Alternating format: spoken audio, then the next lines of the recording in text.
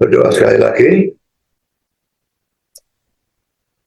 Bapa di surga, terima kasih bahwa hari ini kami kembali mendapatkan kesempatan untuk membaca, mendengar, mempelajari, menggali, merenungkan sebagian firman Tuhan berkenaan dengan bukti bahwa Yesus adalah Allah yang sesungguhnya.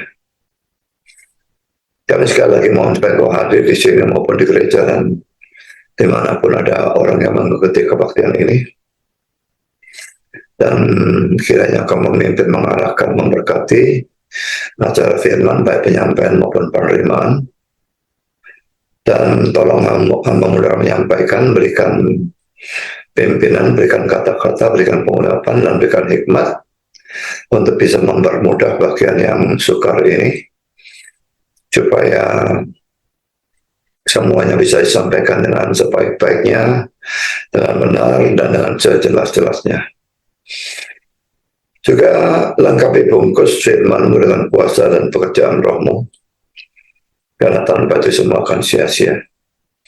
Dan tolong kami semua dalam mendengar, berikan kami hati yang terbuka, konsentrasi yang baik dari awal sampai akhir, terang secukupnya supaya kami bisa mengerti, dan tolong setelah kami berikan kami ketundukan, sehingga bukan saja kami bisa diteguhkan iman kami tentang keilahian Kristus, tetapi lebih dari itu kami bisa menggunakannya untuk memberitakannya kepada orang-orang lain. Kami sadar juga setan pasti bekerja, kami mohon Kau kuatkan semua kami, menghadapi godaan yang dalam bentuk apapun. Terima kasih Bapa, dalam nama Yesus kami berdoa. Amin.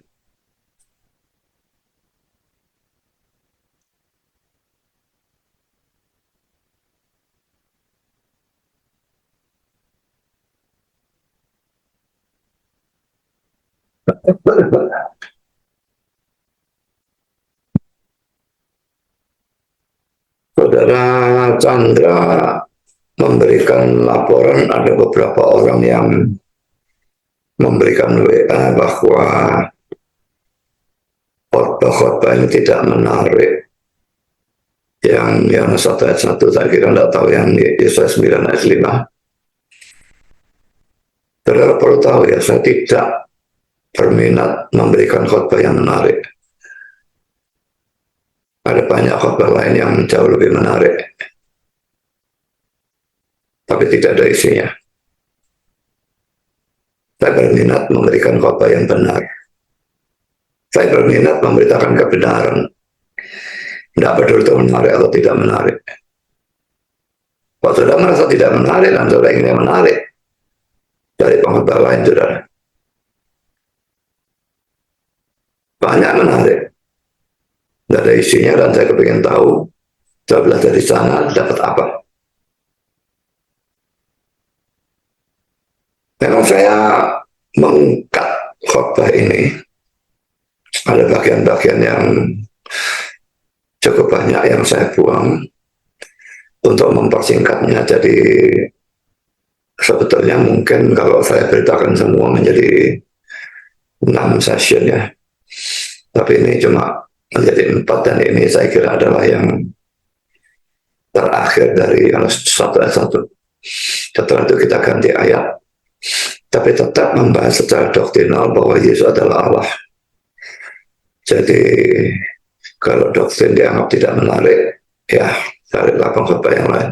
Saya orang doktrinal, dan saya menganggap penting memberikan bukti dengan bukan cuma memberikan ayat asal-asalan, tetapi memberikan bukti disertai penggalian ayat, sehingga betul-betul menunjukkan Yesus sebagai Allah. Dan yang seperti itu memang pada umumnya sukar, sekalipun yang 1 ayat 1 ini teristimewa sukarnya.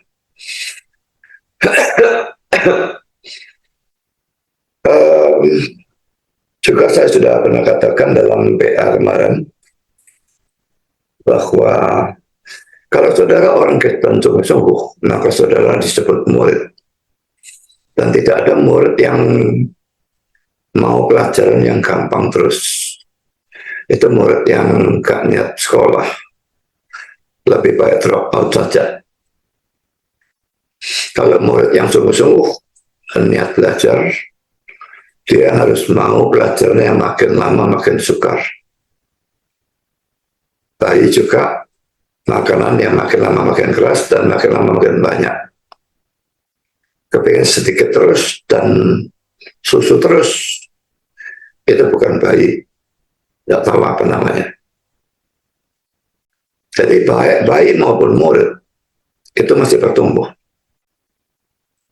bisa mencerna makanan yang makin banyak, bisa mencerna makanan yang makin keras, makin sukar. Dan saya harapkan saudara juga seperti itu. Jangan kira saya dulu tidak seperti itu. Saya juga seperti itu. Belajar buku, waduh sukarnya tengah mati. Tapi tekun belajar, akhirnya buku yang tadi setengah mati itu toh bisa dimengerti.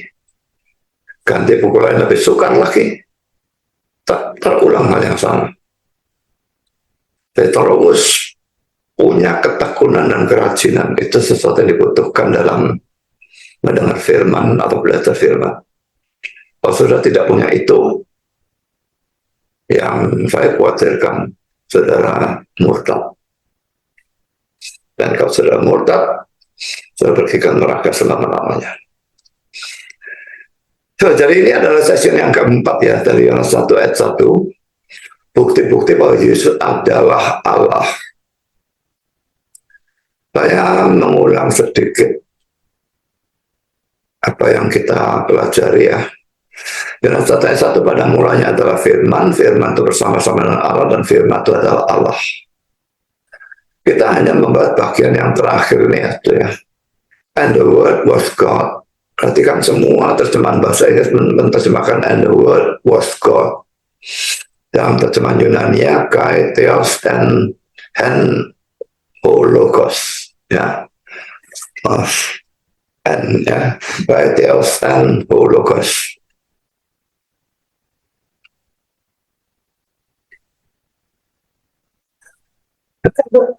Sekarang kita masuk pada nomor 4. Saya sudah memberitahu bahwa kali yang lalu itu sudah harus mempelajari pada malam kemarin supaya nyambung begitu ya. Poin keempatnya, contoh-contoh yang salah atau tidak cocok yang diberikan oleh saksi-saksi Yehuwa di dalam membela diri terhadap serangan kita ya. Robert Bauman ini seorang yang anti saksi Yehuwa ya. Dalam bukunya ini ya, kalau saya sebutkan, mengatakan bahwa saksi-saksi Yehova seringkali menggunakan kisah Rasul 28 ayat 6 dan kadang-kadang juga menggunakan kisah 12 ayat 22 untuk menunjukkan bahwa theos bisa diterjemahkan God atau suatu Allah. Nah, jadi di sini ada kata Yunani theos. Mereka bilang ini bisa diterjemahkan suatu Allah, God, seperti terjemahan mereka. Dan mereka menggunakan dua ayat ini. Mari kita soroti atau perhatikan, pelajari sedikit. Tidak usah terlalu banyak dua ayat ini. Kisah 28 ayat 6. Namun mereka menyangka bahwa ia akan bengkak atau akan mati rebah seketika itu juga. Waktu Paulus setelah lepas dari badai, lalu dia digigit oleh ular berbisa.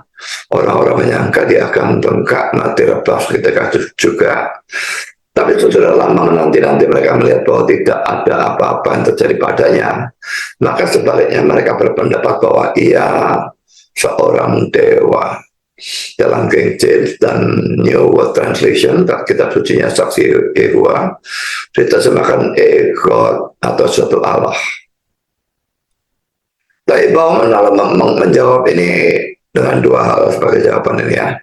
Pertama saudara, dalam kisah 28 ayat 6 ini berbeda dengan dalam Yohanes 1 ayat 1. Jadi mereka memberikan pembelaan menggunakan ayat yang tidak cocok sama sekali. Karena dalam Yohanes 1 ayat 1 saudara, kata theon itu digunakan setelah kata kerja.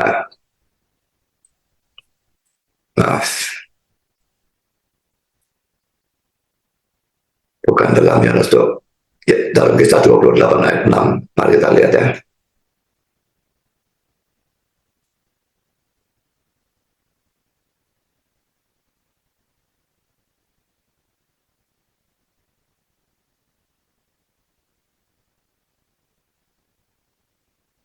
Ini ada teon ya, digunakan setelah kata kerja. Jadi ini kata kerjanya, terus saya speak ya, teon. Jadi menurut dia ini tentu tidak cocok dengan rumusnya Caldwell dalam pembahasan Yohanes 1 ayat 1. Karena di situ dia harus kata itu digunakan sebelum atau mendahului kata kerja. Jadi mereka menggunakan ayat yang tidak cocok. Kedua, orang-orang yang mengatakan kata-kata itu jelas adalah orang-orang kafir yang menganut politeisme. Dan karena itu mereka bisa mengatakan bahwa Paulus adalah God atau suatu Allah. Jadi konteksnya juga saudara, ini orang-orang kafir. Mereka menganut politeisme, maka tentu mereka bisa mengatakan God, karena dalam kalangan kafir ada banyak gods, dewa besar, dewa kecil. Nah, yang kecil itu yang disebut God. Ini bukan hal yang aneh ya. Jadi lagi-lagi konteksnya sama sekali tidak cocok. Kami kita bahas ayat yang kedua, Kisah 12 ayat 22. Dan rakyatnya bersorak membalasnya, ini suara Allah. Ini waktu Herodes pidato ya. Rakyatnya bersorak membalasnya, ini suara Allah. Dalam King James maupun NWT, God atau suatu Allah. Dan bukan suara manusia. Tentang ayat ini bahwa memberikan jawaban sebagai berikut. Dalam ayat ini kata yang digunakan adalah kata TU, yang bukan berada dalam kasus nominatif, tetapi kasus genitif. Nominatif itu biasanya subjek, genitif itu berkenaan dengan kepemilikan. Mari kita lihat Kisah 12 ayat 22.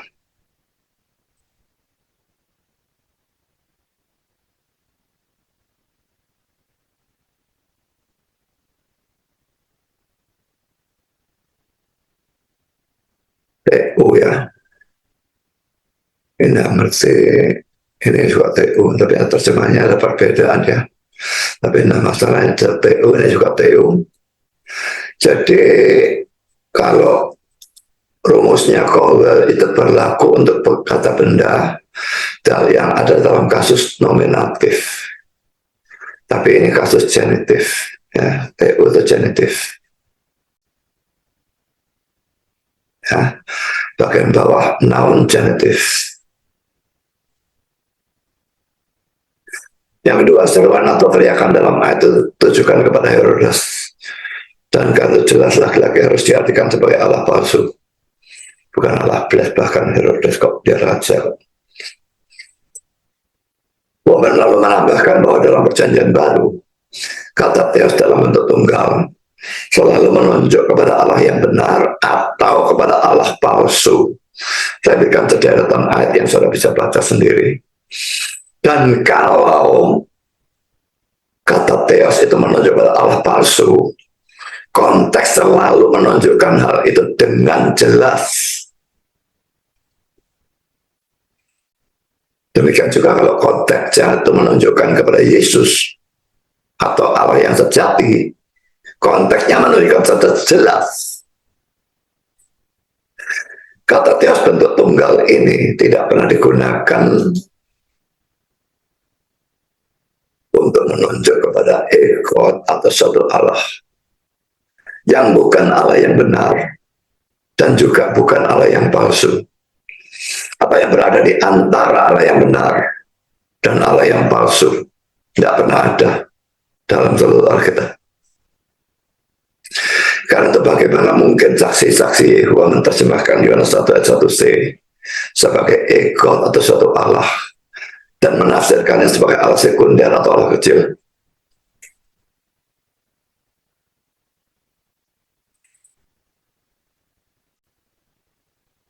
Itu akan bertentangan dengan apa yang baru kita belajar di sini. Sekarang poin kelima. ketidakkonsistenan saksi Yehua berkenaan dengan peraturan Colwell. Dalam bagian di atas terlihat bahwa saksi Yehua menggunakan peraturan Colwell untuk mengingatkan kembali bahwa mereka menggunakan. Saya beri kutipan ulang kata-kata saksi-saksi Yehua dalam pelajaran minggu lalu. Jadi itu Colwell. Dia pun mengakui bahwa bila ikatan kalimat atau konteks menuntut hal itu, para penerjemah dapat menyisipkan kata sandang tidak tentu, indefinite article dalam bahasa Inggris atau di depan kata benda dalam susunan kalimat sejenis ini. Apakah ikatan kalimatnya menuntut kata sandang tidak tentu dalam Yohanes 1 ayat 1? Ya, karena kata mereka, karena bukti dari seluruh Alkitab menunjukkan bahwa Yesus bukan Allah yang Maha Kuasa.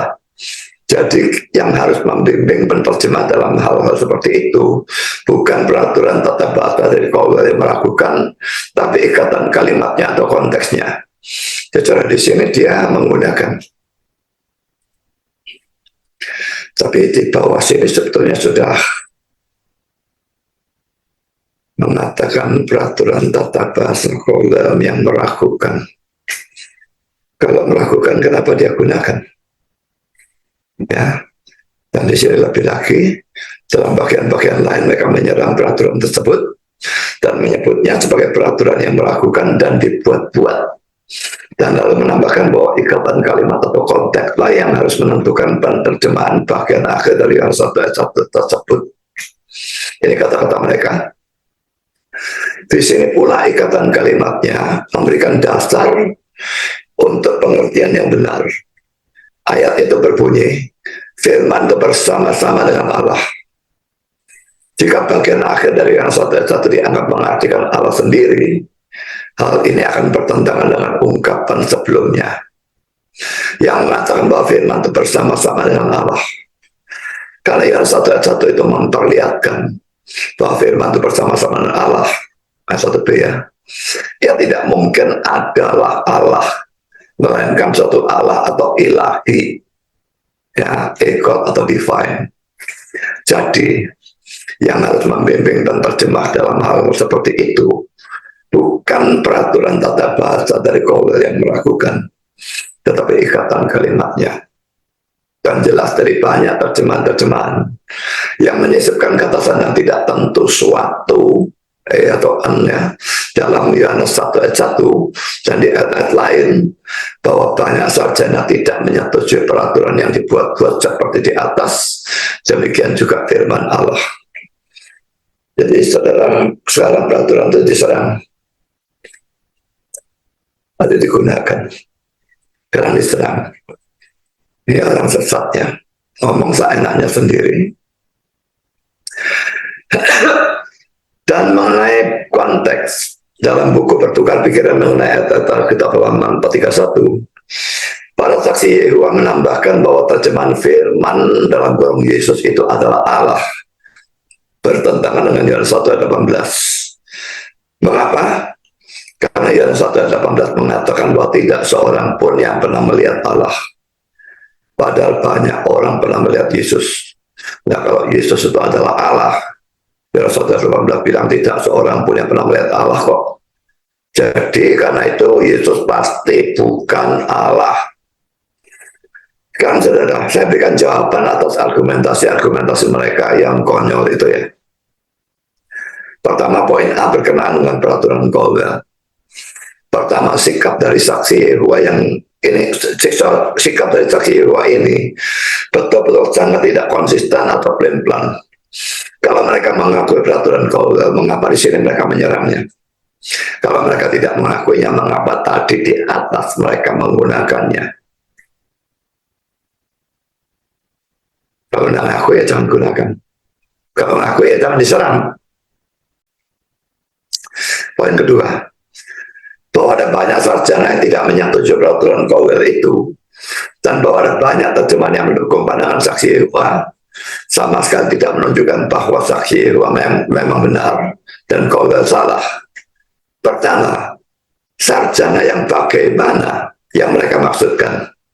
Yang abal-abal atau yang sesat. Mengapa mereka tidak menyebutkan nama sarjana-sarjana itu? Kalau mereka menyebutkan, kita bisa cek sarjana itu sarjana apa, orang beres atau tidak beres, orang sesat seperti mereka. Saya juga bisa mengutip banyak sarjana penafsir ahli teologi yang setuju dengan Gobel. Dan kalau saya mengatakan saya bisa mengutip, saya berikan nama-nama mereka.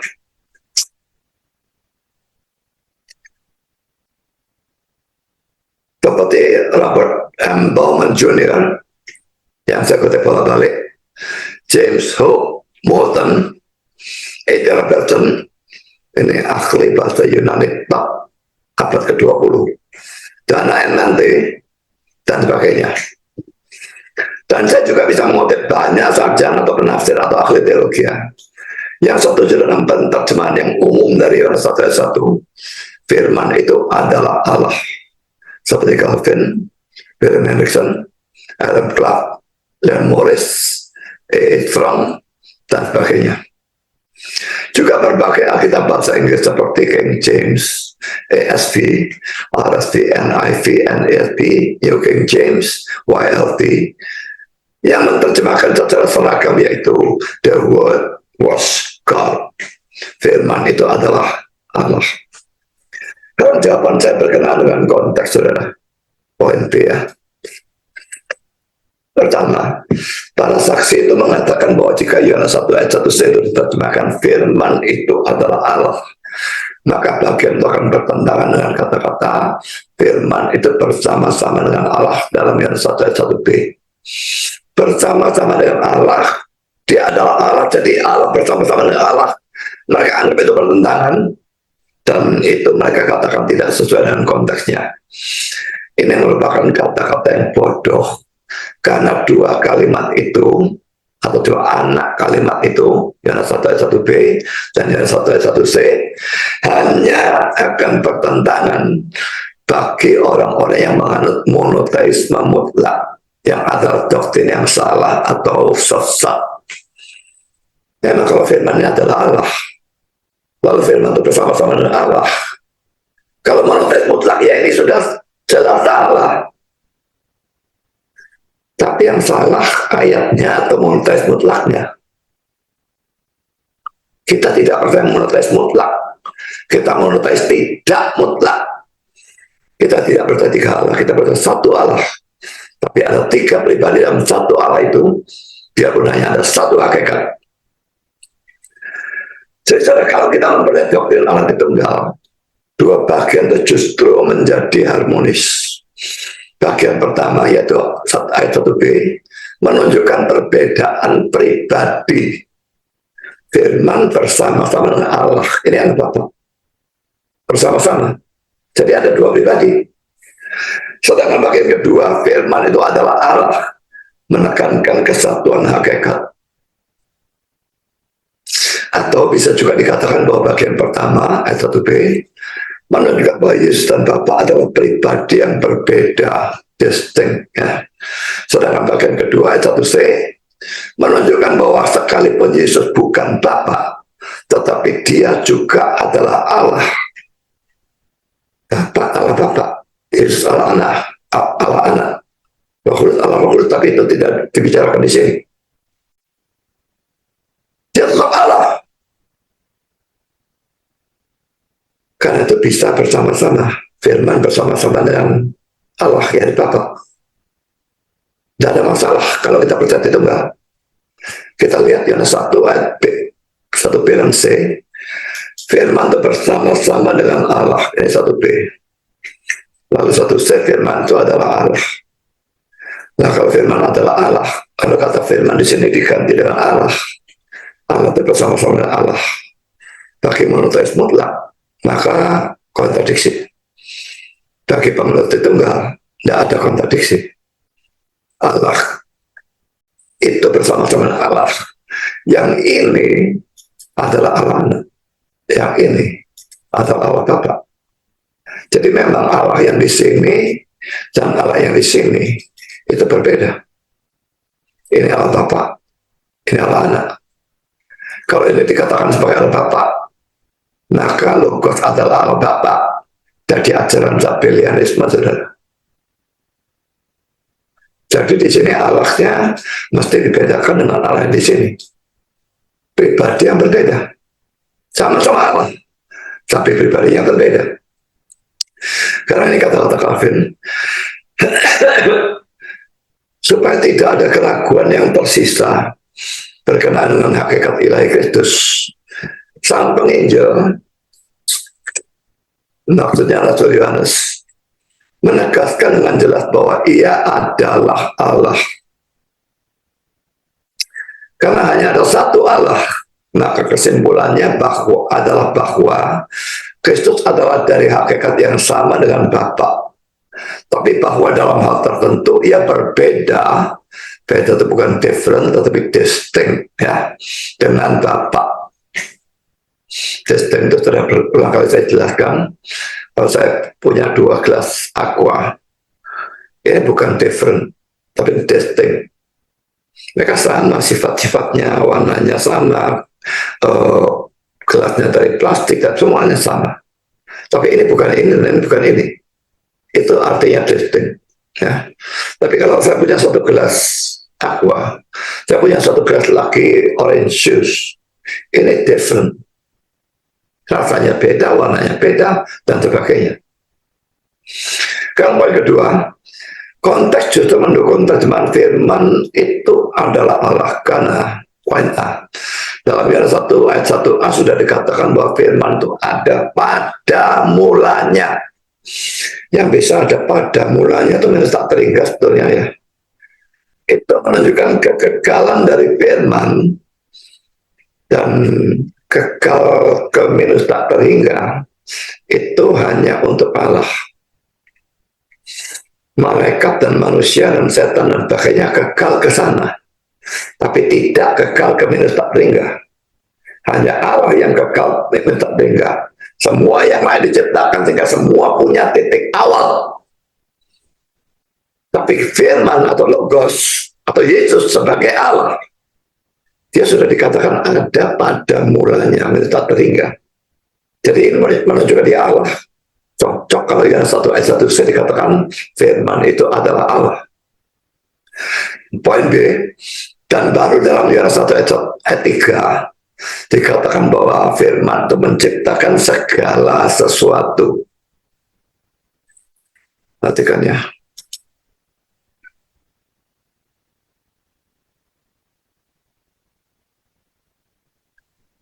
Segala sesuatu dijadikan oleh dia, dan tanpa dia tidak ada sesuatu pun yang telah jadi dari segala yang telah dijadikan. Nah, tentang ayat ini, perhatikan komentar-komentar. Saya berikan banyak komentar yang kurang lebih sama, ya. Firman itu bukan salah satu dari hal-hal yang diciptakan. Firman atau Logos itu, ya, yang menuju pada Yesus. Firman itu telah ada di sana sebelum penciptaan. Ya, 1 ayat 1 firmannya sudah ada. Penciptaannya baru ayat 3. Jadi sekalipun kejadian 1 ayat 1 juga ada pada mulanya Allah menciptakan langit dan bumi. Tapi saya sendiri berpendapat bahwa pada mulanya dalam Yohanes 1 ayat 1 lebih awal daripada pada mulanya dalam kejadian 1 ayat 1. Karena penciptaan diceritakan kejadian 1, di sini penciptaan diceritakan kejadian Yohanes 1 ayat 3. Pada mulanya dalam Yohanes 1 ayat 1. B.B. Warfield, maka ia dikeluarkan sama sekali dari kategori ciptaan-ciptaan. Yesus sebagai Allah bukan ciptaan, dia adalah pencipta. Kalau dia sebagai manusia, dia ciptaan. Yang bilang manusia Yesus kekal goblok, dan tidak peduli dia dibentuk. Adam gelap. Firman adalah pencipta dari dunia atau alam semesta. Merupakan sesuatu yang sama dengan penegasan bahwa ia adalah Allah dalam arti tertinggi yang dimungkinkan. Jadi bukan Allah kecil, tapi Allah dalam arti tertinggi yang dimungkinkan. Ketara dan Bapa dan Roh Kudus. Spurgeon, siapa yang kurang dari Allah bisa membuat langit dan bumi? Yohanes 1 ayat 3 itu mencakup segala sesuatu termasuk langit dan bumi pasti. Siapa yang lebih rendah dari Allah bisa mencipta langit dan bumi? Tidak ada. Kalau Yesus dikatakan pencipta dalam Yohanes 1 ayat 3, dia pasti adalah Allah dalam arti kata setinggi-tingginya. Bandingkan ini dengan ajaran saksi Yehova yang mengatakan bahwa Yesus adalah ciptaan pertama dari Bapa, dan ciptaan pertama dan langsung dari Bapa. Dan lalu dengan perantaraan Yesus, jadi tidak langsungnya, Bapa menciptakan segala sesuatu yang lain. Itu ajaran mereka. Bapa pertama cipta Yesus, lalu melalui Yesus ciptakan semua yang lain. Sekarang poin yang ketiga, terjemahan firman itu adalah Allah juga tidak bertentangan dengan Yohanes 1:18. Tidak seorang pun yang pernah melihat Allah, tapi anak tunggal Allah yang ada di pangkuan Bapa. Maksudnya tidak ada Bapa ya, dialah yang menyatakannya. Mengapa saya katakan tidak bertentangan? Karena poin A, kata-kata melihat Allah dalam Yohanes 1:18 itu maksudnya adalah melihat Allah dengan seluruh kemuliaan dan kebesarannya. Dalam hal itu memang tidak bisa. Seperti waktu Musa mau melihat Allah, Allahnya bilang, tidak bisa, engkau lihat aku, engkau mati. Jadi apa, sebagian saja tunjukkan punggungnya, tentu itu bahasa antropomorfism, tapi pokoknya tidak menunjukkan kepada Musa segenap dirinya, segenap kemuliaannya, karena kalau itu dia lakukan, Musa akan mati. Jadi melihat Allah dan Yohanes 1:18 itu, tidak seorang pun pernah melihat Allah. Maksudnya melihat Allah dalam seluruh kemuliaan dan kebenarannya. Lalu poin B, orang banyak yang melihat Yesus itu hanya melihat Yesus sebagai manusia, bukan Yesus sebagai Allah. Pada waktu mereka berhadapan dengan Yesus secara fisik, mereka cuma melihat manusianya.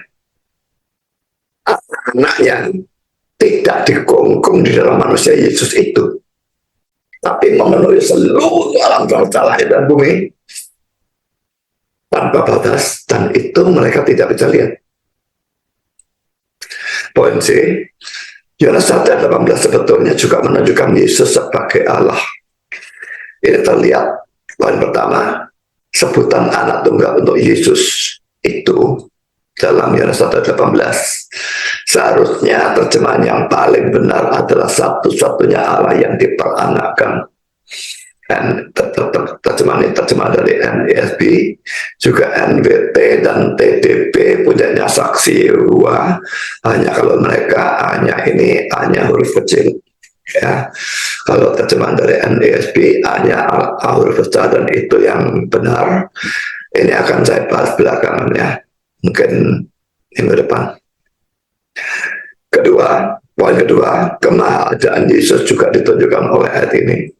Ini juga akan saya bahas belakangan. Poin F, saudara.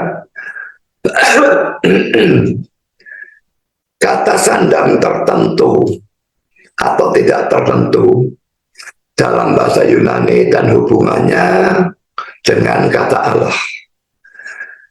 Pertama, sudah berbeda dengan bahasa Inggris yang mempunyai indefinite article atau kata sandang tidak tertentu, yaitu atau an. Maka bahasa Yunani tidak mempunyainya. Dana MNT mengatakan demikian. Bahasa Yunani tidak mempunyai kata sandang tidak tertentu, sekalipun kata Yunani tis dan eis kadang-kadang sangat dekat atau mirip dengan ungkapan ini. Dia memberikan contoh-contoh, tapi saya tidak membacanya, tidak ada waktu untuk itu. Sudah bisa mengeceknya sendiri kalau saya punya Bible ya.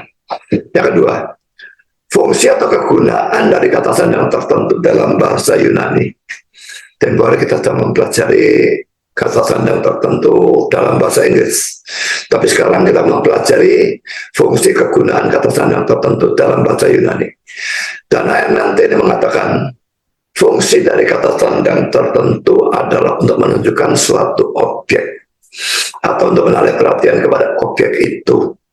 Penggunaannya dengan suatu kata membuat kata itu menonjol secara jelas, ditonjolkan, ya.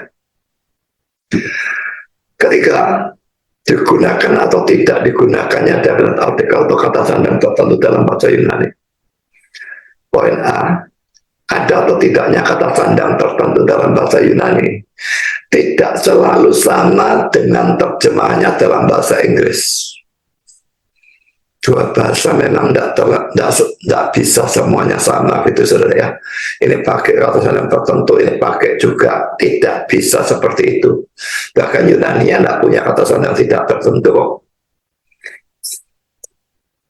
Jadi sering terjadi di mana kata Yunani yang mempunyai kata sandang tertentu diterjemahkan ke bahasa Inggris tanpa kata sandang tertentu. Seperti kata God atau Allah yang pertama dalam Yohanes 1 ayat 1b itu, yang dalam bahasa Yunani adalah ton theon. Ton itu definite article, kata sandang tertentu. Ada kata sandang tertentunya. Mestinya kalau mau menerjemahkan secara strict, terjemahnya the God. Tapi kenyataannya the word was with God. Cuma digunakan kata God di sini. Kata sandangnya dibuang. Demikian pula sebaliknya, kata Yunani yang tidak mempunyai kata sandang tertentu kadang-kadang harus diterjemahkan ke bahasa Inggris dengan menggunakan kata sandang tertentu. Untuk ini lihat poin C di bawah nanti ya, bentar lagi. Karena saya kutip kata-kata dan nanti lagi. Penting untuk diingat bahwa kita tidak bisa menentukan terjemahan bahasa Inggris dengan ada atau tidak adanya kata sandang dalam bahasa Yunani ya.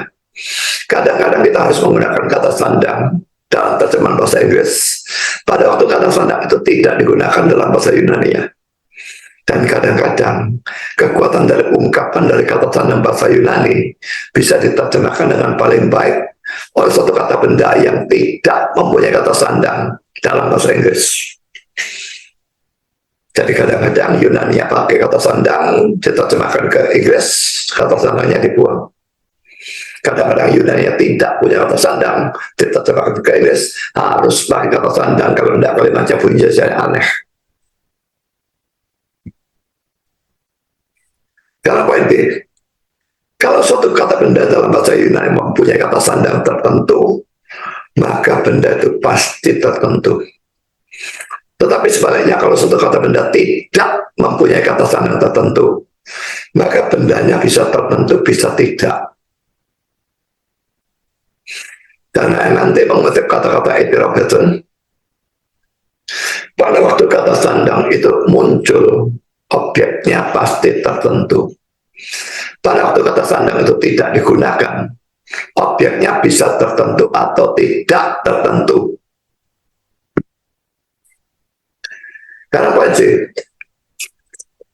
nama-nama dan semua kata-kata benda yang merupakan objek tunggal seperti kematian. Kita mati cuma satu kali, ya ada perkecualian, tapi ya itu anggap umumnya ya. Kehidupan, kita hidup juga cuma satu kali, kita tidak percaya reinkarnasi. Dunia itu cuma ada satu. Motor semakan alam semesta, juga cuma satu, dan sebagainya. Kata-kata seperti ini, karena objek tunggal tidak membutuhkan kata sandang tertentu untuk menjadi tertentu. Ya sudah pasti tertentu, kata itu cuma ada satu. Dunia cuma satu, mana ada dunia lain yang dimaksudkan, tidak bisa. Lain dengan kalau kita bilang rumah sakit ada banyak. Tapi kalau dunia cuma satu ya, pakai kata sandang, tidak pakai kata sandang, tidak pakai kata sandang. Tentu dunia ini yang dimaksudkan, tidak ada lain kok. Itu tentang tafsirannya tentang 1 Korintus 3:22 mengatakan semua kata-kata dalam ayat ini dan ayat 23 tidak mempunyai kata sandang tertentu. sekalipun bukannya tidak tertentu, tapi tertentu. Tidak pakai kata sandang tertentu, tapi tetap tertentu. Nama-nama yang sungguh-sungguh, proper name ya, tidak membutuhkan kata sandang tertentu supaya menjadi tertentu. Dan demikian juga dengan objek-objek tunggal seperti dunia, kehidupan, kematian. Kata-kata intervention ini tentu juga bisa diterapkan untuk kata Allah. Karena Allah juga merupakan objek tunggal. Kita kan tidak percaya banyak Allah. Cuma ada satu Allah. Kalaupun tiga pribadi, tapi satu Allah. Maka Allah itu tidak perlu kata sandang tertentu pun, itu tetap tertentu. Dan karena itu tidak bisa diterjemahkan God atau suatu Allah. Dan nanti lagi, kadang-kadang dengan suatu kata benda yang konteksnya membuktikan sebagai tertentu, kata sandang tertentu tidak digunakan. Nah, di sini konteks yang bicara. Konteks yang menunjukkan kata benda itu tertentu. Maka biarpun kata sandang tertentu tidak digunakan, tidak masalah, tetap kata benda itu tertentu. Jadi dari semua ini kita bisa mengambil satu kesimpulan. Tidak adanya kata sandang tertentu sebelum kata God atau Allah dalam Yohanes 1 ayat 1c dalam bahasa Yunani-nya tidak membuat kata itu menjadi tidak tertentu, dan tidak membuat kata itu bisa diterjemahkan menjadi God. Poin keempat, kata Allah secara umum ya, bukan hanya dalam Yohanes 1 ayat 1 ini, tidak harus mempunyai kata sandang tertentu. Ini kata-kata Great Salvation, New Testament Greek for Beginners. Ya. Theos, artinya Allah. Ho itu definite article, dari ho theos maksudnya suatu Allah. Allah ada waktu itu berarti Allah. Theos bisa atau boleh, bahasa Inggrisnya may ya, mempunyai kata sandang. Perhatikan bahwa dia menggunakan kata may atau bisa atau boleh. Dia tidak mengatakan must ya. Kalau must itu harus. Ini bisa atau boleh. Itu berarti tidak harus. Dan nanti lagi-lagi mengenai kata-kata Eddie Robertson yang mengomentari kata theos berkenaan kata sandang dengan kata-kata sebagai berikut. Theos diperlakukan seperti nama sungguh-sungguh. Jadi theos juga kurios yang artinya Lord, Tuhan, itu memang sering diperlakukan seperti nama sungguh-sungguh dan bisa mempunyai kata sandang atau tidak mempunyainya. Bisa punya, bisa tidak. Jadi tidak harus ya. Jadi ini sama dengan kata Yunani kurios atau Tuhan, yang juga sering dipakai proper name. Yesus sering disebut hanya dengan istilah Tuhan. Jadi itu bisa jadi proper name bagi dia. Dan lalu tidak diberi kata sandang tertentu. Ini kata-kata Walter Martin. Tidak adanya kata sandang dengan theos tidak berarti bahwa yang dimaksudkan adalah suatu Allah yang lain atau berbeda dari satu-satunya Allah yang benar. Dengan kata lain, penulis-penulis dari PB sering tidak menggunakan kata sandang dengan theos.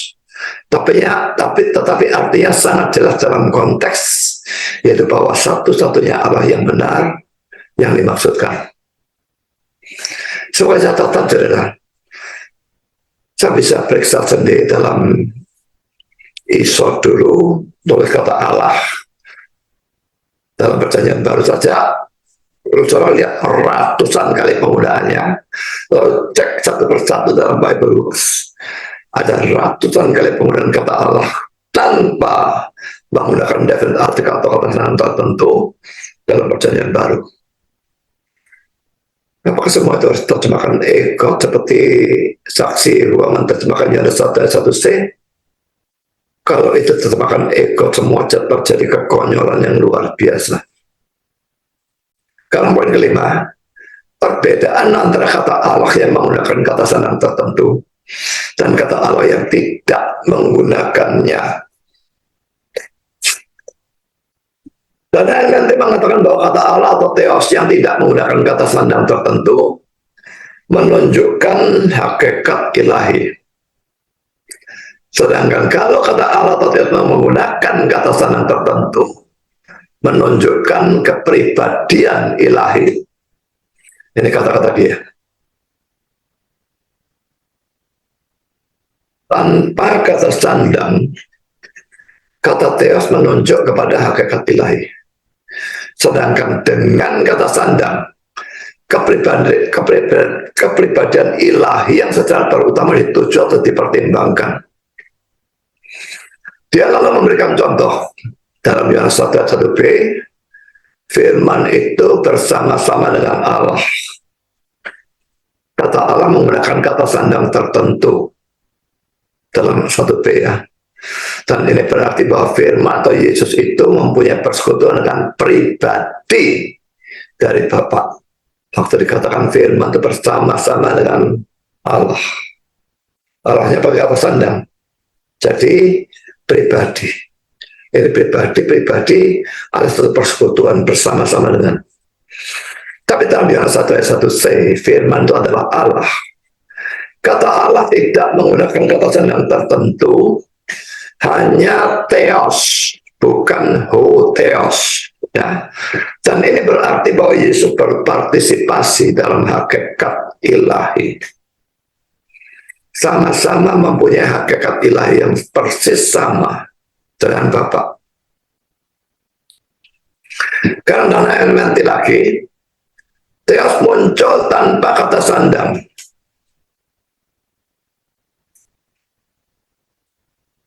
Di mana Allah atau kealahan dikontraskan dengan apa yang manusiawi, atau dengan alam semesta yang dibedakan dengan penciptanya. Inilah lagi cocok kalau diterapkan dalam yang 1 ayat 1 ya. Yesus disebut theos tanpa kata sandang tertentu. Karena memang dalam teks itu keilahiannya dikontraskan dengan segala sesuatu yang dia ciptakan. Yang 1 ayat 3. Nah sekarang kita masuk poin ke-6. Saya berikan warna merah ini karena ini sangat-sangat penting ya.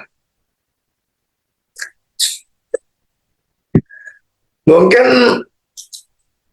selama ini saudara bingung kalau khususnya pada minggu yang lalu saya mengajarkan ini subjek dan ini predikat. Yang mana subjeknya, yang mana predikatnya itu menentukannya gimana?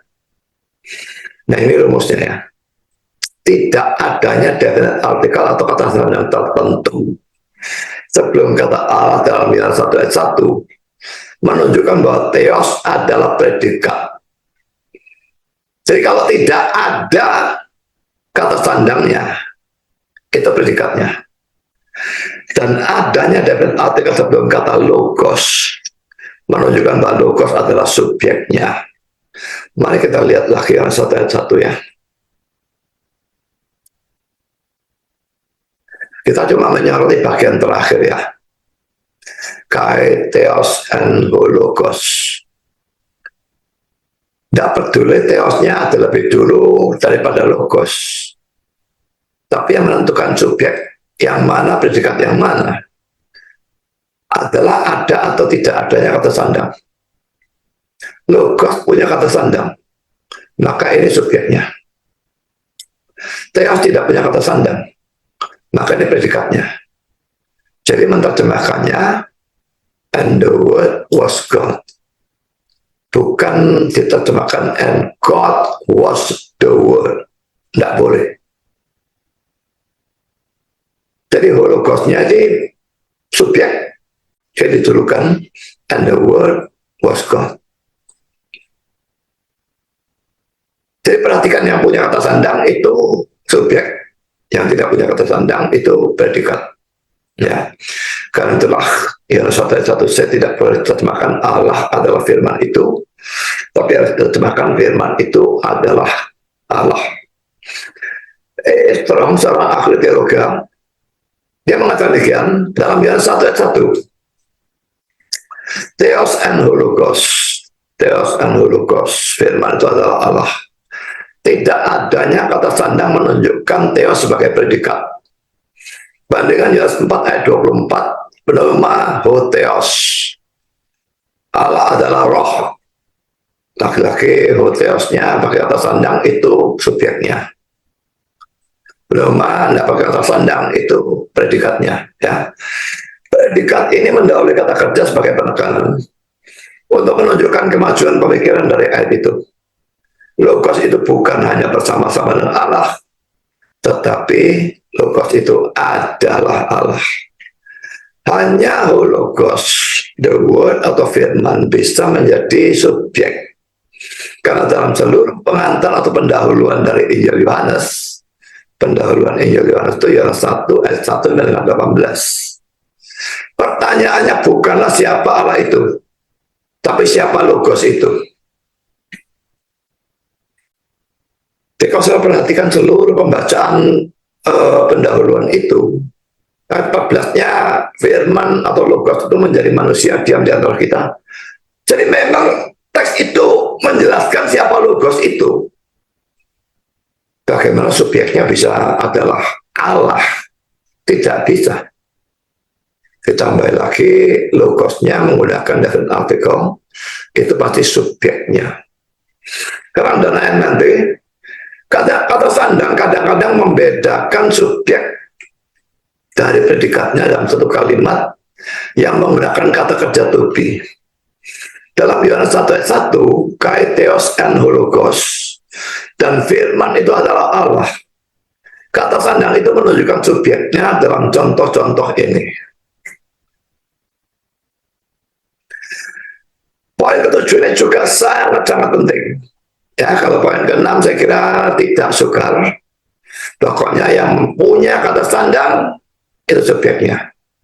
Yang tidak punya kata sandang itu predikatnya.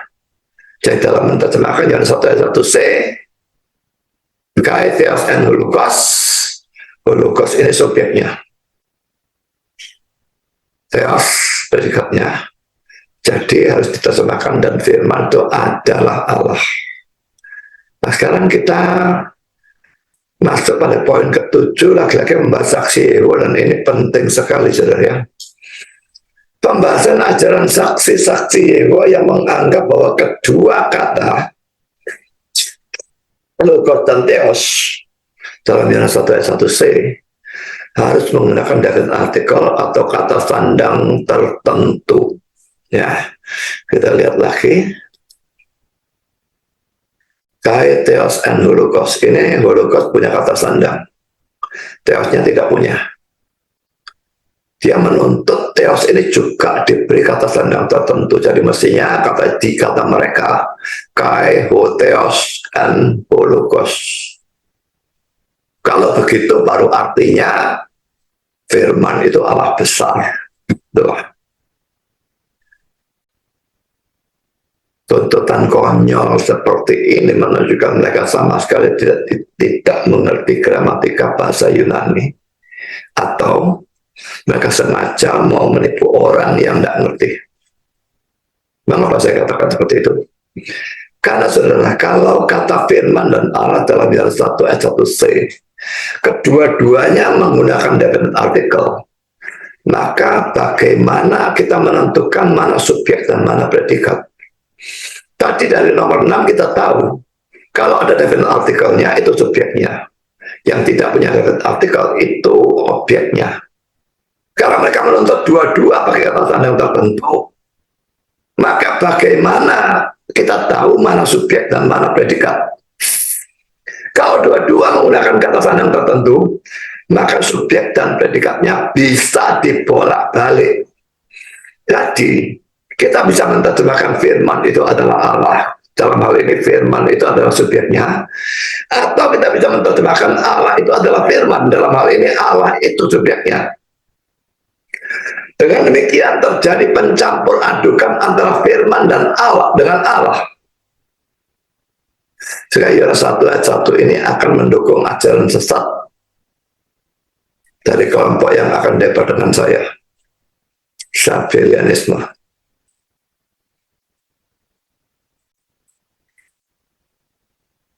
Kalau Allah adalah firman dan firman adalah Allah, maka ya satu pribadi ya.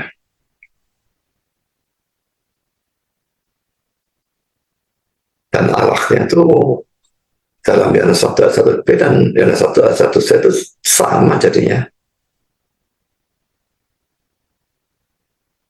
Kalau sama memang sudah menunjuk pada ajaran Sabellianisme. Padahal sebetulnya Yohanes 1 ayat 1b firman itu bersama-sama dengan Allah itu jelas menentang ajaran Sabellianisme. Bagaimana mungkin ayat 1c-nya justru mendukung ajaran Sabellianisme? Karena kata William Barclay, Yohanes tidak mengatakan firman itu adalah hotheos, karena itu akan sama dengan mengatakan bahwa firman itu identik dengan Allah. Leon Morris dengan cara lain, apalagi dalam bahasa Yunani seseorang akan mengatakan sang firman itu adalah Allah. Dan seperti yang dikatakan oleh Scott, suatu kata sandang akan menyamakan theos atau Allah dan logos atau firman, dan akan menjadi Sabellianisme yang murni. Andai kata ini arti dari Yohanes, ia tidak bisa berkata sang firman itu bersama dengan Allah. Ini 1:1b. Ini 1:1b menentang Sabellianisme, karena bisa bersama-sama firman dengan Allah. Tapi kalau ini dua-dua pakai kata sandang, firman diidentikan dengan Allah, jadi Sabellianisme. 1b bertentangan dengan Sabellianisme, 1c pro Sabellianisme. Ini gila-gilaan. Sekarang itu Robertson. Dan sang, ya sebetulnya sang itu tidak ada, cuma ya saya berikan supaya saudara tahu bahwa ini ada definisi artikelnya ya, hologos ya. Dan sang firman itu adalah Allah, kaitheos and hologos, dengan bahasa yang tepat atau seksama dan hati-hati. Yohanes dalam hati Rasul Yohanes ya menyangkal Sabellianisme dengan tidak berkata ho theos and ho logos, dua-dua kasih kata sandang jadi Sabellianisme. Itu akan berarti, andai kata dua-dua dikasih kata sandang ya, itu akan berarti bahwa seluruh Allah dinyatakan dalam hologos atau the word atau sang firman. Dan istilah-istilah itu akan bisa dibolak-balik karena masing-masing mempunyai kata sandang. Saya berikan banyak kutipan yang kurang lebih artinya sama, supaya saudara tahu ini bukan ciptaan saya sendiri. Strong lagi, predikatnya diletakkan di depan untuk menekankan. Itu harus tanpa kata sandang, karena itu menggambarkan hakikat dari firman dan tidak memberikan identifikasi atau ciri-ciri dari pribadinya. Akan merupakan Sabellianisme yang murni untuk mengatakan sang firman itu adalah hotheos atau sang Allah. Dua-dua pakai kata sandang. Sang firman itu dibedakan dari Allah. Sekalipun demikian, theos and hologos, sang firman adalah Allah. Dari hakikat ilahi, bukan suatu Allah yang bagi telinga orang Yahudi merupakan sesuatu yang menjijikkan. Juga tidak identik dengan semua yang bisa disebut Allah. Karena jika demikian, kata sandang akan sudah dimasukkan. Jadi kalau firman memang mau diartikan sama persis dengan Allah, identik dengan semua yang bisa disebut Allah, maka akan diberikan kata sandang. Dan itu akan Jadi ajaran Sabellianisme. Bandingkan 1 Yohanes 3 ayat yang keempat. Strong juga memberikan contoh ayat di mana kedua kata benda menggunakan definite artikel atau kata sandang tertentu. Dan karena itu kedua kata benda itu menjadi betul-betul identik dan bisa dibolak-balik. Nah, itu ada contohnya dalam 1 Yohanes 3 ayat yang keempat. Mari kita lihat ya. 1 Yohanes 3 ayat 4. Setiap orang yang berbuat dosa melanggar juga hukum Allah. Sebab dosa ialah pelanggaran hukum. Kata Allah yang terakhir ini tidak ada, betulnya saya coret. Ya. Dosa ialah pelanggaran hukum. Jadi saya jelaskan di sini kata Allah sebenarnya tidak ada, Allah yang terakhir ya. Dan kata dosa itu he hamartia. Ini kata sandang tertentu. Juga kata pelanggaran hukum he anomia, menggunakan definite artikel atau kata sandang tertentu. Mari kita cek dalam Bible Books 1 Yohanes 3 ayat 4.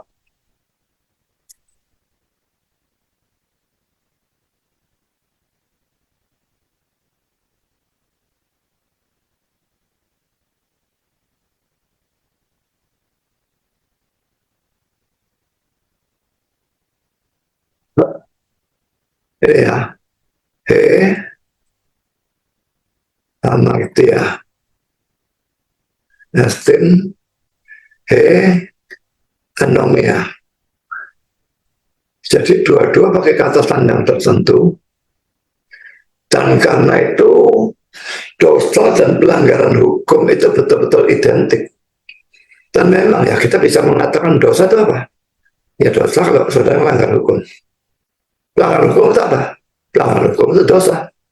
Bisa dibawa balik memang.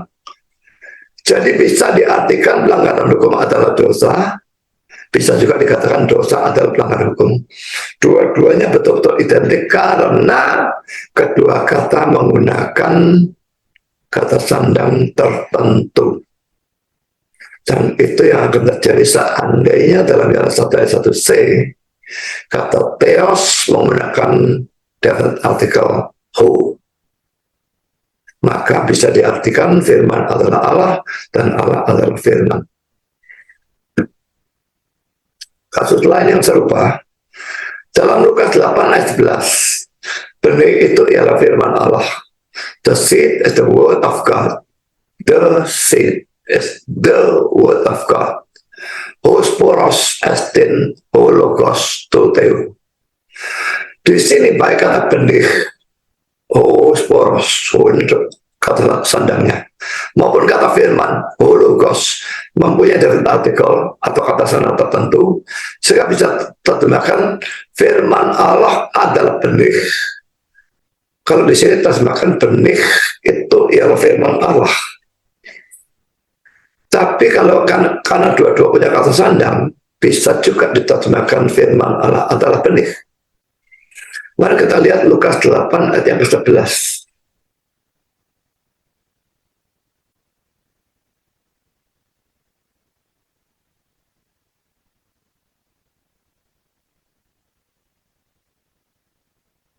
Benih itu firman Allah. Ya. Ini hosporos estin hologos toteu. Ini ya belakang bisa dilihat ya. Hosporos estin hologos. Hosporos seed itu punya kata sandang, juga logos word itu juga punya kata sandang. Jadi bisa dibolak-balik ya. Benih itu adalah firman atau firman adalah benih.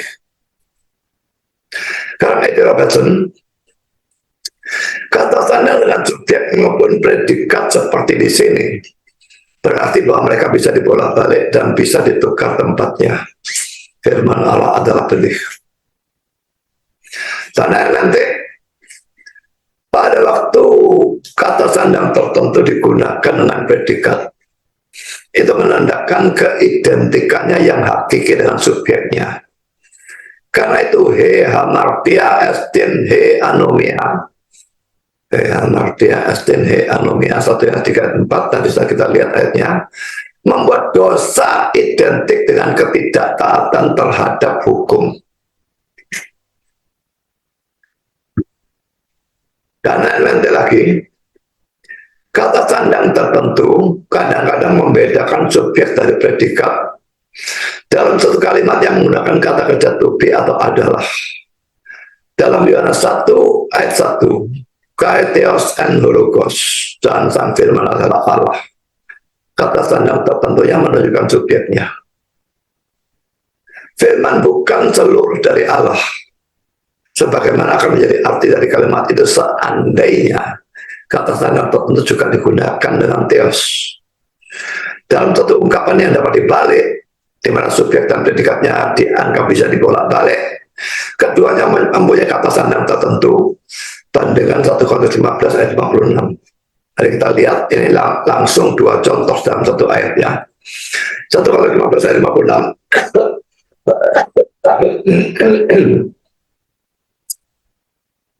Karena maut ialah dosa, dan kuasa dosa ialah hukum Taurat. Ya, kita bahas potong per potong ya, potongan yang ini dulu ya. Poin A, baik sengat dari maut ya, itu maupun dosa, sengat maupun dosa itu punya kata sandang. To kentron, to tanatu, dosa he hamartia. Karena sama-sama punya kata sandang, kalau bisa diterjemahkan sangat maut ialah dosa, bisa juga diterjemahkan dosa ialah sangat maut. Sekarang poin B yang ini, kuasa dosa he dunamis tes hamartias, maupun hukum Taurat nomos, sama-sama mempunyai definisi artikel atau kata sandang tertentu, sehingga bisa diterjemahkan kuasa dosa ialah hukum Taurat atau hukum Taurat ialah kuasa dosa. Jadi saudara, seandainya dalam yang satu digunakan kata sandang tertentu untuk firman maupun Allah, seperti tuntutan bodoh dari saksi Yehuwa, maka bagian itu bisa diterjemahkan firman adalah Allah maupun Allah adalah firman. Dengan demikian firman dan Allah betul-betul menjadi identik, dan ini salah karena menimbulkan ajaran sesat Sabellianisme. Sekarang poin G, kesimpulan dan ilustrasi. Yohanes 1 ayat 1 secara benar diterjemahkan dan firman itu adalah Allah. Asal kita tahu atau menyadari bahwa kata Allah dalam Yohanes 1 ayat 1c itu tidak identik dengan kata Allah dalam Yohanes 1 ayat 1b. Saya sudah katakan itu tadi ya, coba kita ulangi lagi, kita lihat ya. Di sini ada kata Allah ayat 1b ya. Dan sini ada kata Allah lagi, ini ayat 1c. Jangan anggap Allah yang di sini 1c dan Allah yang di sini 1b itu identik. Tidak identik. Nah, para penafsir atau ahli bahasa yang tidak mau menerjemahkan dan firman itu adalah Allah, hanya melakukan itu, maksudnya tidak mau menerjemahkan firman itu adalah Allah, karena takut bahwa kata Allah dalam Yohanes 1 ayat 1b disamakan atau diidentikan dengan kata Allah dalam Yohanes 1 ayat 1c. Jadi mereka bukannya tidak mau menerjemahkan firman itu adalah Allah karena mereka setuju dengan penerjemahan atau pengajaran dari saksi Yehuwa, tidak. Tapi mereka takut kata Allah dalam ayat 1b diidentikan dengan kata Allah dalam ayat 1c, maka ini kacau balau, tidak karu-karuan. Untuk itu ada seorang penulis yang memberikan suatu ilustrasi sebagai berikut. Ya, 1 ayat 1 ya. In the beginning was the Word, and the Word was with God, and the Word was God. Perhatikan ya, saya berikan warna yang berbeda. untuk membedakan God, Allah yang warna biru, beda dengan God, Allah yang warna merah. Dan dia lalu memberikan satu kalimat yang menjadi ilustrasinya. In the beginning was Eve. Eve itu Hawa ya. And Eve was with man. And Eve was man. Pada mulanya adalah Hawa. Dan Hawa bersama-sama dengan man. Dan Hawa adalah man. Bingung ya? Pada mulanya adalah Hawa. Hawa bersama-sama dengan man. Man di sini ini maksudnya laki-laki. Adam. Ya. Dan Hawa adalah man. Man yang di sini beda dengan man yang di sini. Kalau di sini man ini adalah laki-laki, loh. Hawa adalah laki-laki, ya kacau, saudara. Man ini artinya di sini manusia. Man di sini artinya laki-laki. Yang di sini manusia. Jadi kata-kata ini benar. Pada mulanya adalah Hawa. Hawa bersama-sama dengan laki-laki. Dan Hawa adalah manusia. Tapi artinya harus dibedakan. Kalau artinya disamakan, ya kacau balau, tidak karu-karuan. Dan orang ini lalu memberikan penjelasan sebagai berikut. Sama seperti man, orang laki-laki, bisa menunjuk secara khusus kepada orang laki-laki dengan tidak mengikutkan perempuan. Demikian juga Allah bisa menunjuk pada sang Bapa dengan tidak mengikutkan anak. Itu yang terjadi dalam Yohanes 1:1b. Tetapi sama seperti man atau manusia bisa mencakup baik laki-laki dan perempuan sebagai satu golongan makhluk, suatu golongan makhluk. Kejadian 5 ayat 2, laki-laki dan perempuan diciptakannya mereka, yang memberkati mereka dan memberikan nama manusia kepada mereka pada waktu mereka diciptakan. Demikian juga Allah bisa mencakup Bapa dan Anak sebagai suatu golongan makhluk atau being. Ya. Kata bahasa aslinya Inggrisnya being, saya tidak bisa menerjemahkan dengan pas ya. Karena kalau dikatakan makhluk itu bahasa Inggrisnya sebenarnya creature, ada kata create, berarti Bapak dan Anak itu makhluk ciptaan jadinya ya. Tapi sudah bahasa Inggrisnya being ya. Saya baca ulang di sini juga, Allah bisa mencakup Bapak dan Anak sebagai suatu golongan makhluk atau being seperti dalam Yohanes 1 ayat 1, maksudnya 1C ya. Jadi kita sudah selesai dengan pembahasan Yohanes 1 ayat 1 yang tidak terlalu penting saya buangi, sehingga kita sudah menyelesaikan di dalam 4 session. Dan saya kira pada minggu depan kita akan membahas Yohanes 1 ayat 18 yang tadi sudah kita singgung, tapi nanti kita akan membahas secara lebih mendetail. Kalau pembahasan terlalu pendek, saya akan membahas lebih panjang dengan membahas ayat lain yang juga memberikan bukti bahwa Yesus itu adalah Allah.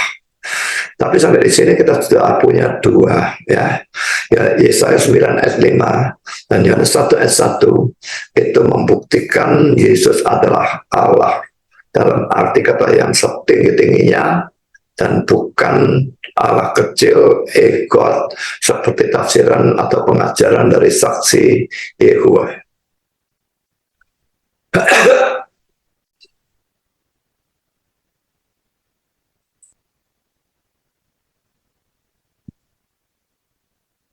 Sama seperti pelajaran yang lalu, tapi saya kira ini lebih mudah dari pelajaran lalu. Kalau saudara tapi tetap nggak ngerti, ulang-ulang, dan saya memberikan makalahnya di dalam grup-grup Jadi saudara ulang sambil baca makalahnya dan ulang tonton videonya sampai saudara mengerti. Kalau saudara punya kerajinan dan ketekunan, saya yakin saudara bisa mengerti. Mari kita berdoa. Bapa di surga, terima kasih bahwa kami sudah mendengar sebagian lagi firman-Mu, bagian terakhir dari Yohanes 1:1. Dan dengan berakhirnya Yohanes 1:1 ini kami menambah argumentasi kami bahwa Yesus adalah Allah. Setelah kami membahas Yesaya 9:5 pada sesi yang pertama. Dan kami akan melanjutkan pembahasan bukti-bukti bahwa Yesus adalah Allah dengan menunjukkan ayat-ayat lain. Dan kalau ayat-ayat lain sudah selesai dibahas, kami masih akan melanjutkan dengan menunjukkan bukti-bukti yang lain lagi yang bukan merupakan ayat langsung. Bila seluruh pembahasan ini bisa memperlengkapi banyak orang bahwa Yesus memang adalah Allah, juga bisa mengcounter ajaran Erastus Abdono yang mengajarkan bahwa Yesus bukan Allah. Demikian juga saksi Yehova dan banyak sektor-sektor yang lain yang tidak mengakui Yesus sebagai Allah dalam arti kata yang setinggi-tingginya. Terima kasih Bapa, dalam nama Yesus kami berdoa. Amin.